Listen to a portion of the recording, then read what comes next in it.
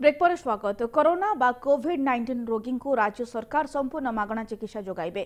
Corona virus बा कोविड-19 रो मुकाबला पई राज्य सरकार युद्धकालीन भित्तिरे राज्यर विभिन्न स्थान में एकाधिक कोविड हॉस्पिटल निर्माण करुछंती।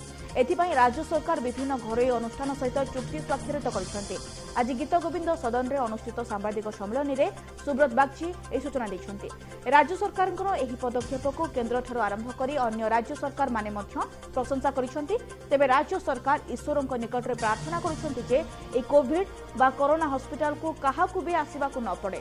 आउ परिवर्तित परिस्थिति रे जदि भी आसीबाकू पड़िला तेबे सेथि पई भयभीत होंतु नाही, कारण आपणकू रोगमुक्त कराई आरोग्य कराइबा हेउछि राज्य सरकारଙ୍କ एकमात्र प्राथमिकता।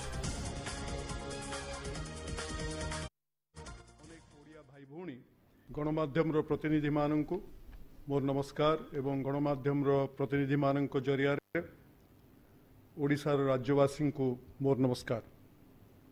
आज मार्च 30 गणमाध्यम जरिया आपण मानक सरकार पदक्षेप परिस्थितिर समीक्षा एवं विशेष विवरणी देवार आज को 15 दिन हो गला।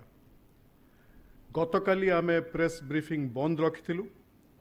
लगातार 13 दिन काम करिया परे समस्त कर्मचारी को दिनटीए विश्राम देवाई यही पदक्षेप निया जाइथिला।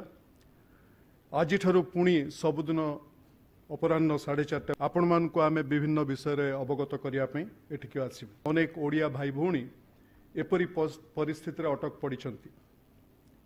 देशर अभावनीय परिस्थिति रे जीए जोंठी अछंती सेही ठारे रहिबाकू मान्यवर प्रधानमंत्री अनुरोध करिछंती एवं केंद्र सरकार एथिलागी प्रत्येकटी राज्य को निर्देश दैछंती।